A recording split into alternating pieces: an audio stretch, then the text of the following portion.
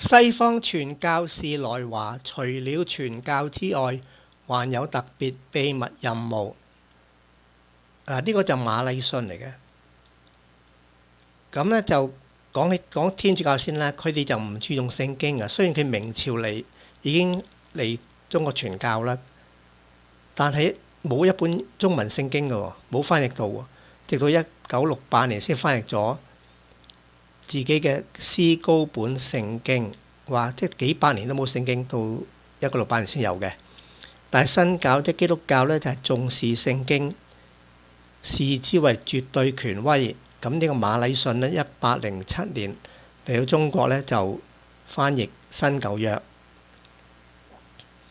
嗱，喺嗰時嘅清朝咧，法律咧就禁止人傳播基督教，違者判以死刑。嗱，啲西方傳教士會死㗎。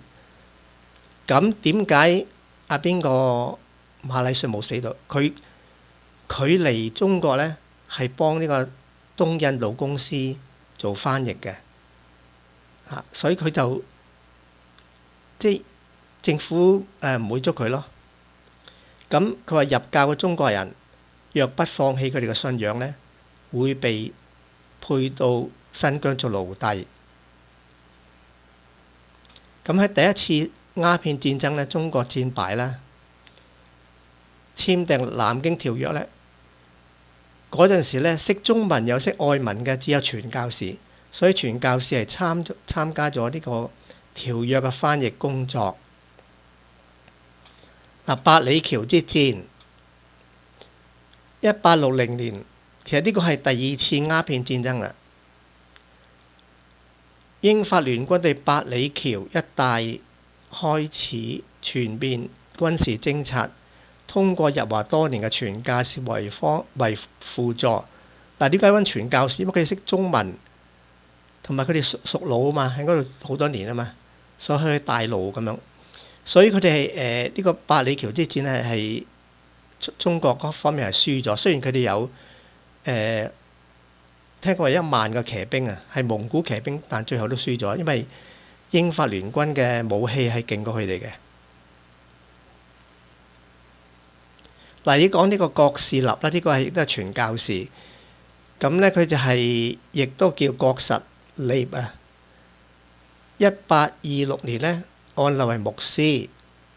咁咧有個人咧，呢個西人咧查頓咧就向中國人銷售鴉片啦，需要一個翻譯嚟幫佢手，而郭咧係最佳嘅人選。咁應許佢好高嘅回報。咁佢經過激烈嘅內心鬥爭之後咧，終於答應咗查頓嘅邀請，即係同佢做翻譯啊。但係呢個查頓呢個係賣鴉片噶嘛。咁呢個郭士立咧喺第一次鴉片戰爭嗰度咧，佢擔任英軍司令官嘅翻譯同埋響導，同埋喺英軍佔領下嘅定海做知縣啊，寧波做知府。咁呢啲係官嚟嘅，官位官職嚇。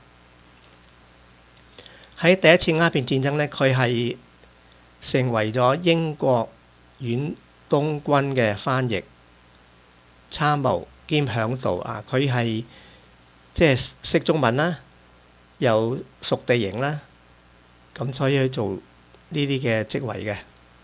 咁喺南京條約嗰度咧，佢係談判佢做英方嘅翻譯，並起草咗條約嘅漢字稿，以有關的角色而受後世非議。人哋覺得佢又做傳教，但係又幫英國嗰邊。咁中英北京條約咧，1860年就呢個鴉片第二次鴉片戰爭之後咧點咧？